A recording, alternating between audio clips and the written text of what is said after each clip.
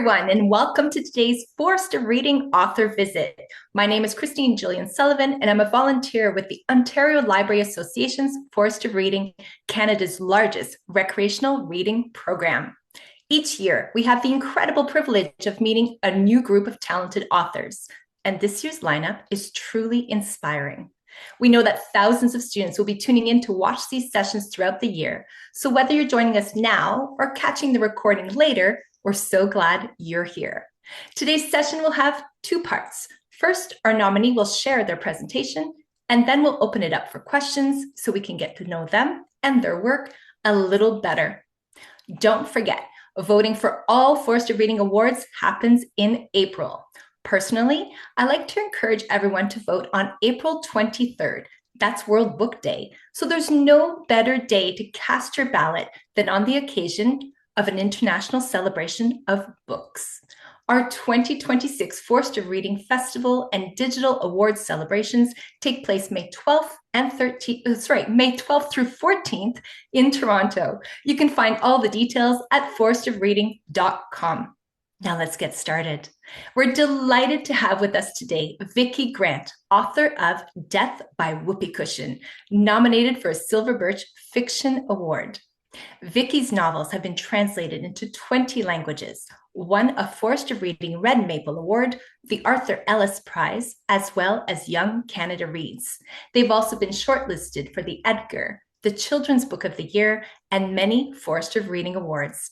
Her middle grade novel, Green Velvet Secret, sounds intriguing, was named a White Raven Notable Book by the International Youth Library.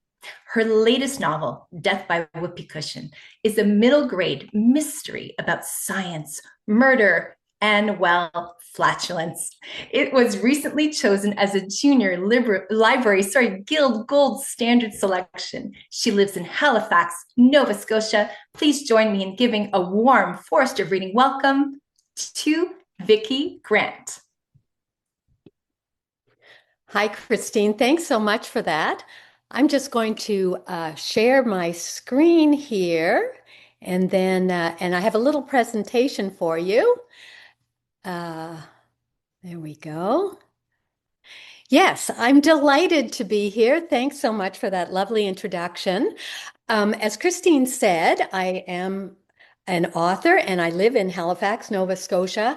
And in case you don't know, I bet a lot of you have been to Nova Scotia, but if you haven't, you might know us for a variety of different reasons, as well as me being from Nova Scotia. Other things come from Nova Scotia, of course. One of them is the Blue Nose, which is the famous boat on the back of the dime. Some of you may have in your pocket. Also, if you're shellfish lovers, I bet you had some lobster from Nova Scotia, and of course, Sidney Crosby. So that's a little bit about where I'm from. As Christine said, I'm an author. I've written a lot of books. I think Death by Whoopee Cushion is my 20th. I've been lucky enough to be at the Forest of Reading a few times. And so I'm really excited again to do it this year. I thought, though, that maybe I would tell you a little bit about my writing life. And I thought I'd start off by talking to you a bit about when I was your age. So this is me at 11. So some of you are going to be a little older and some of you are going to be a little younger. But when I was your age, there were two things I loved to do. One was to laugh, and the other thing was to make people laugh. So I've got a little presentation about how to be funny or how to write funny things. And I'm thinking a lot of you kids might be like me at that age and be interested in writing something funny yourself. There's the number one rule for writing something funny. It's really the only rule you have to keep in mind. And that is that there are no rules. As you can imagine, different people find different things funny. So it's hard to come down with some hard and fast rules about this is going to work or this isn't. So I can't give you that, but I can give you some tips. And I also wanted to start by just talking about a little bit about why people laugh. Scientists have actually looked into this, and it might just be something to bear in mind when you're wanting to write something funny. So there are lots of different reasons people laugh. One is surprise. That you can imagine that. So often, somebody throws the door open and you scare you and you go, everybody laughs. Another thing is embarrassment. And we know that when we do something embarrassing ourselves, we often put our hands over our face and laugh. But sometimes we're laughing at things in books when something embarrassing has happened to a person. And scientists think that's because we're actually feeling the embarrassment ourselves, as if we're the character and it happened to us. Another reason that makes us laugh is when we see something that doesn't look right, something sort of weird. So maybe if you saw a dog in scuba gear, you would laugh because that's weird. Another reason we laugh, though, is because something seems really familiar. So here's a picture of a kid slipping on something. We've all done something like that. Maybe we all know what that embarrassment is like. So sometimes we're laughing because it rings true. It's something that's happened to us, and we know exactly how that person feels. And of course, there are lots of other ones. Here's an actual speed sign in Scandinavia, and apparently the word for speed in Scandinavia is fart. We, even grown-ups like me, laugh about bathroom humor. We laugh with slapstick stuff. Slapstick just means when some action happens, they're funny. So a pie in the face, the clown slips on the banana. That's another reason we laugh. We also laugh at dad jokes. Sometimes they're just so bad we laugh, right? When does a dad joke become a dad joke? When it's fully grown. And the groan is a typical type of laugh from a dad joke. In my latest book, the one that I hope a few of you will be reading anyways, Death by Whoopee Cushion, I use all those different ways to make people laugh. And so I thought now that what I would do is just look at some of the tips that I have for writing funny books. And again, like I say, they aren't rules. They're just things that I do when I'm trying to write something funny. The first thing is I make a mess. There's nothing, I think you probably all know that there's nothing harder than trying to be funny when someone says be funny. It's a hard thing to do when you're really tense and worried about it. So you've got to be really loose. When you're writing your first draft, and bad news, guys, there are many drafts, even in a kind of funny, easygoing book. Authors are going to write it many times to get it right. But often our first draft, we're just having fun. We're trying, we're making a mess. We're not worried about readers. We're not worried about editors. We're just trying to get in that loose, goofy mood that might help us come up with new ideas.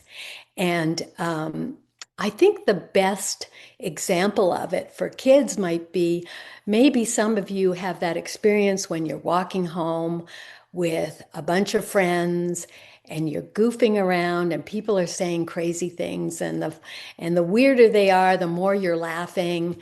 Maybe they don't make a whole bunch of sense, but it's really funny. So I try and get in that loose, relaxed mood. So I make a mess at first, but the next step is then I clean it up.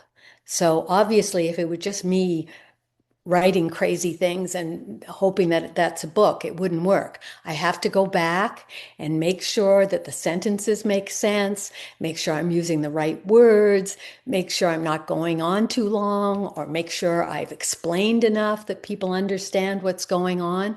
So that's really, when I say clean it up, I'm talking about the editing process. And so that's a step along the way. But we're not going to worry too much about that right at this point. But just remember, it's unlikely, certainly in all the time I've been writing, I've never been able to write something once and leave it exactly as it is and get it published.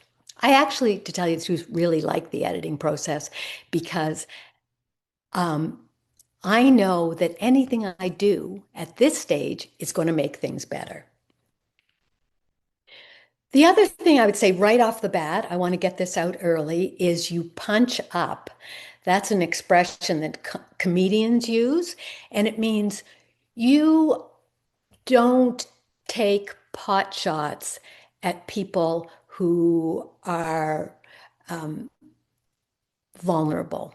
In other words, if you're going to make a joke about someone, make sure that they're strong enough to take it.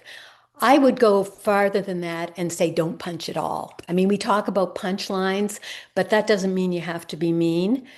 Usually, when the narrator in my books makes mean jokes or jokes about somebody, let's say, it's a joke about him or herself. So he's not teasing or being mean to somebody else. If he's saying something funny, it's usually about himself. So be sure that your humor isn't mean. The next thing is to tell the truth, just like Marge Simpson here, only better. So what I mean by that is just because you're writing fiction or writing a story, it doesn't mean you have to make it up fully out of nowhere. You can use something that happens in your life or a version of something that happens in your life or something that you've heard has happened before, something that feels true. But if you want to get a laugh, you're probably going to have to dress it up a little bit. And so, for an example, maybe you're talking about something that happened at home and you said, "Oh, my mother got so mad there was steam coming out of her ears." Well, the truth is there wasn't actually steam coming out of her ears. Like she didn't go ape, she didn't go bananas, she didn't tear the house apart. But you're exaggerating to make something funny. And people recognize that when you do it. So you can start, I like to talk to kids and say, I start with the kernel of truth. So if you think of a kernel of popcorn, that's kind of what I'd start with. But then I have to pop it.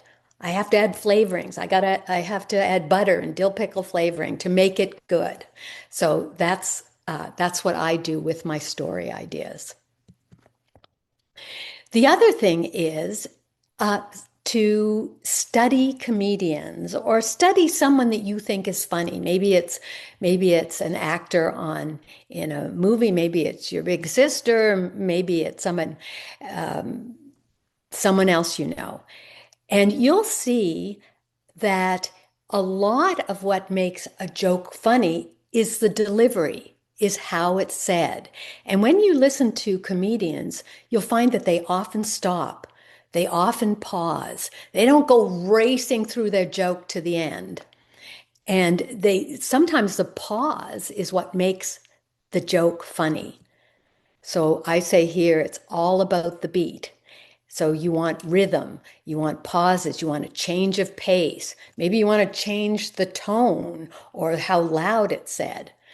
So that's kind of a funny thing to talk about when I'm talking about writing. It's one thing for a comedian up on stage with a microphone, they can stop, they can make it louder, they can make it quieter, they can change their tone. And you think, well, how can you do it when you're writing something? Well, um, we have other ways of doing that when we're writing. And it's all about punctuation. I bet you guys know what punctuation is. Your teachers probably talked to you about periods and commas and all that. Well, that's one way that we can control how quickly someone is reading something.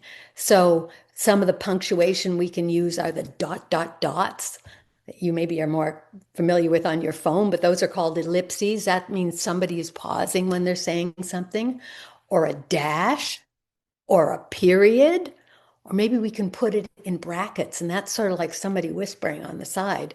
Or we can change the tone with an exclamation mark. Those are all ways to slow or speed up or change the tone of the way we write. And so that's a way for us to do what comedians do when they stop or they get louder or they pause or they wait for the audience to catch up. This is a picture of me in high heels standing beside my nephew, who's 6'7". And I use that as a way to illustrate be short. So when you're writing something funny, they typically tell you to be short, say it quickly. You don't, oh, now I just said say it quickly after telling you to pause. But there's a slight difference in what I'm saying here. I mean, don't make too long sentences. You don't want your readers to know already what you're going to say. So write short sentences, short paragraphs, short chapters. And that's often, there's a grown-up expression that is brevity is the soul of wit. Brevity just means shortness. Wit means funniness. So being short is sort of the root of being funny. And that's often true. Not always true, but it's often true. And I actually, in my very first book, I wrote the shortest chapter I've ever written. It's chapter 14. I even remember that. And all it says is, so that's an example of going as short as you can to make something funny. I said be short unless you need to be long. Sometimes the humor is in the length of something. So if you have a kid who's really nervous, your main character is really nervous, is out of breath, is worried about something, maybe it's funny to have them go on and on and on and on and on. And that will really send the idea to your reader about what's happening. So it's like I say, there are no rules in the humor game, but it's really about playing around and using different tips. The other thing is, some words are just funnier than others. Who knows why? It really has nothing to do with what the words represent. It's more the sound of words. So, for instance, celery, it's not a very funny word. There are not many jokes that are about celery or end with the word celery. Pumpkin, however, is funnier. Cockroach is funny. Mosquito is not.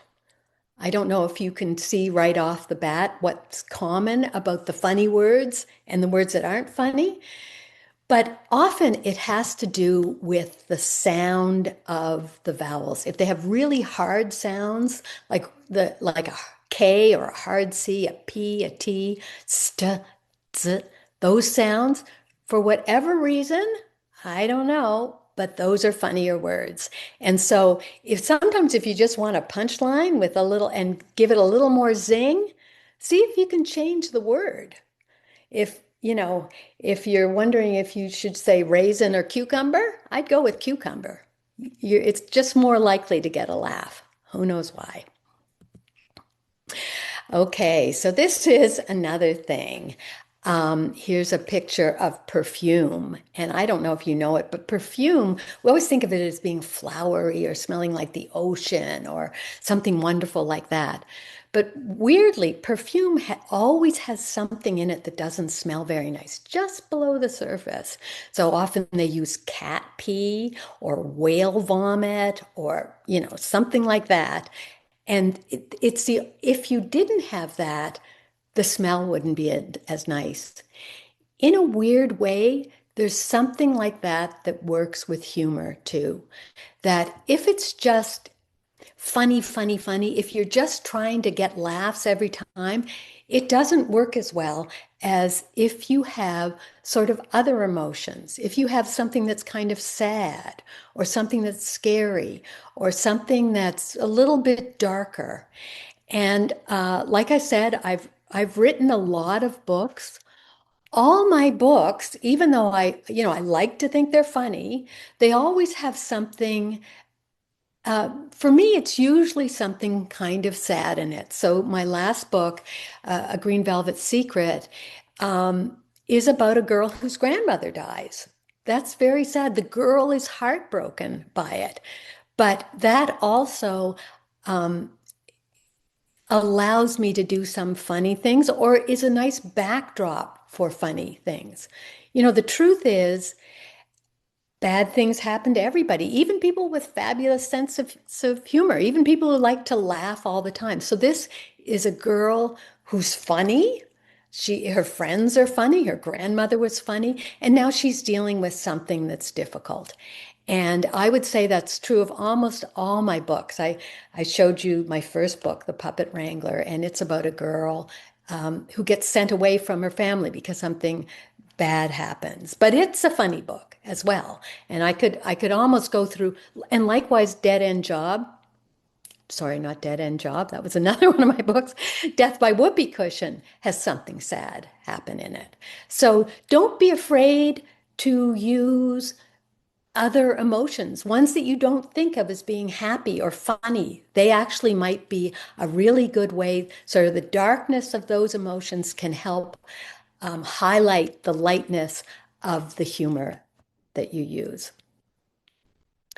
And sort of working in with that is when you're writing a story or maybe someday even a book, um, you're actually kind of wanting to make a movie. You want to create a movie in the minds, excuse me, of your readers. So it's not just jokes. You have to have a plot, you have to have characters, you have to have bad things happen and good things happen. So don't just think of it in terms of a string of jokes. And the other thing is too that you want to build suspense. We always think of suspense having to do with just scary things, but sometimes you want to build suspense before the joke or before the funny thing happens. So you your reader might know that something's funny is going to happen, but by having it build up for a little while, have the character know that the bad guy is coming, or the for instance, maybe the kid is really worried about being in the school variety show. Have the suspense of that terrible moment coming, and that creates tension, and the tension that you get actually makes people laugh harder when they finally get to release it in the joke. And then, if in the end, when you finish reading your story, when after you've made the mess and you've gone back to clean it up, you've edited it, and sometimes it's not working. Sometimes what you have to do is kill a few jokes. Sometimes you have to get rid of a little bit of funny to allow the really bigger jokes to have a little room to breathe. So those basically are my tips and my observations. I hope they were helpful to you. And I hope to see you too at the Silver Birch ceremonies this coming May. Thanks very much. Now I'm gonna escape and stop my share here and go back to Christine. That was wonderful. I learned so much. And I know that all our readers and our young aspiring writers will learn so much about the craft of writing. And I think If Death by Whoopee Cushion is such a beautiful book in that sense, where it's a mystery, but it's very humorous. There's a lot of suspense built in. I feel so much for Manya as her parents are going through what they're going through. I don't want to reveal too much because I don't know if everybody's read the book, but such a wonderful book. I thoroughly enjoyed it. Tell me a Thank bit about the inspiration for writing this particular book. you. So I had this idea. I always like to have kids in kind of awkward situations. And also I think a lot of kids, um, especially as they're getting to that 12-year-old age, they suddenly start feeling embarrassed about things that they didn't feel Mhm. embarrassed about. So I have this science nerd, Manya, as you said, and she adores her parents, but now suddenly she's embarrassed because they seem so childish. They own a prank shop, and Manya wants to be a scientist, and now, she has to deal with parents who have confetti flying out of their ears and what have you. So it was really, that was the initial idea. And then I thought it would be really fun if the thing that makes Manya most embarrassed is the thing that she's going to use to save the day. So she's going to have to use the science in the pranks to save the day. So that was the inspiration for it. I love it. I love how strong she is. She's such a wonderful character, and so is Isaac. I really like the relationship between the two, between Isaac and Manya. And it got me to thinking about how there's that wonderful saying about like friends are the family you choose for yourself. And I think that's so true in this book. I love the dynamic where Isaac's mom is watching out for Manya because of the circumstances. And they truly are a little community, a little family. And it's such a wonderful thing to see. Can you tell me a bit about what inspired the characters then? Whether Isaac, Manya, I mean, Isaac's mom is a wonderful character. She's hilarious. I think she cracks me up the most of the entire book, maybe inadvertently, but yes, she does. Can you tell me about the inspiration for writing the characters? Yeah, it's funny thing. So I showed you that picture of that giant nephew of mine. Well, he's Right? my little brother's. He's my little brother's son. My brother has five children, all over 6'4". Wow. And my parents broke up when I was a kid. And like Isaac, I had to look after my little brother. And I took him everywhere. I carried him everywhere. So that at some level, it's a flip, but I was sort of an Isaac type kid, having to adoring this little brother of mine, but also having the responsibility for him. And then Manya was kind of like my mother. My mother was kind of that tough as nails, take no nonsense, but also the person who was going to be there if you needed help. So there's that kind of mix. And and I just I liked that in a weird way, the kids both have to be a little bit the adults with their Mhm. parents. Mhm. Like Isaac has to be kind of the adult. He's quite young to be looking after a little kid. Right. And Manya, in a way, is kind of more grown up in her interests. Mhm. And so I like to play off those two things and to have the kids go through that process of being, oh my gosh, yeah, my parents are so embarrassing to realize, how much they need them and love Right. them. And, so yeah, that was the idea there. Absolutely. We should all be so fortunate as to have someone like Isaac's mom in our lives watching out Yes. for us. But no, both children, both characters have to be so brave and so mature throughout the book. And there's something so commendable about that. I think a lot of us can relate to having to be brave in circumstances that are completely unexpected. Um, Yeah. you took us a bit through your writing process and finding the humor and whatnot. What do you like most about being an author?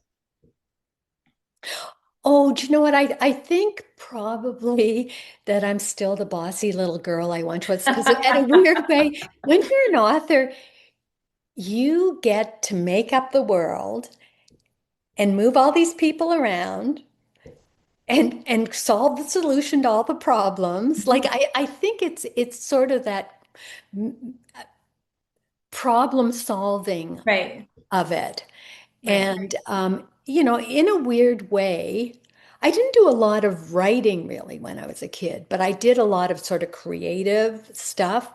And so, in a weird way, even now, I'm kind of doing exactly the same thing. I get lost in my little world. I come up with these stories. I fix a problem. So, I think I like both. Both the best thing about it is both that I get to control this world Mhm. and probably the worst thing is that I have to control myself to get the world done because I still have to sit down and write it and clean up the mess that I've made. And, Right, right, I'm like anybody else. There are things on television I want to watch or right. right. Any I number of want to make myself a distractions. sandwich again. So, yeah. Any number of distractions. I love it. Were Yeah. you a big reader as a child then? If you didn't write as a child, were you a big reader? Hmm. Oh, yeah. I mean, and I did write as a kid, but I mean, I wouldn't say that it was I wouldn't have known that I was going to become a writer, I don't think. Yeah, and my parents were both big Mhm. readers too. So we were always reading things. So weirdly, when I was a kid, there wasn't a lot of middle grade books. Right, You kind of went from reading little kid books to suddenly you're reading grown-up books, like, right. sort of classic books. I certainly remember being absolutely entranced with Anne of Green Gables, Ah, especially, it was just like, because especially being a kid with kind of reddish hair and freckles and also a kid that was always I was a kid who kind of got in trouble at school, not because I was bad, but because I was daydreaming. So Anne was really somebody who I got, Right, you know. right. Ah, we all grew up on Anne of Green Gables. You have Yeah. my heart. It's one of my favorites. I read the Yes. entire series, and I think we all should. It's such a classic, and but I mean, we can all relate to Anne at sometimes. Love it. Can you give us a sneak peek about what you're working on next? Oh, do you know, I've spent the morning working on it. So I Perfect. have an adult book coming out, but no one cares about that. But I am working on a kid's book, just in the very beginning phase stages. It's currently called, so we have something called a working title, which means that Mhm. the title might change, but it's currently called um, Curtis Burt Must Face the Gruesome Truth. Ooh. And again, it's a mystery. There are two kids, and it has to do with cake decorating. Oh, fabulous. The Yeah. gruesome truth about cake decorating. Decorating, yeah. I Well, mean, he makes these gruesome like cakes that look like oh, disembodied hands, sort of. And stop. That's wonderful. I love it. You had me earlier. I was in shock. I mean, I had to pick up my jaw off the floor with the cat pee in the Chanel perfume and whatnot. I had no idea. I'm forever learning, and I learned so much in this book as well about science. And it took me back to elementary school and acids and bases and whatnot. It was refreshing my knowledge in that area. I love it. Before we go, how does it feel to be nominated amongst Canada's best and brightest this year for a Forster Reading Award? oh, I am thrilled. And I'm not just saying that.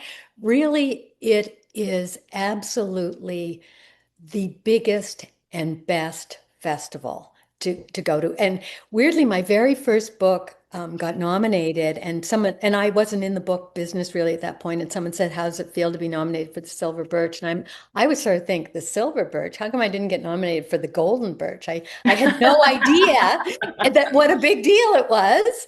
And it's fantastic. It's fantastic seeing all the kids having so much excitement about books and so much excitement about Canadian books. Without the Forest of Reading, it would be very hard. It's very hard for Canadian authors to get their books into Canadian schools.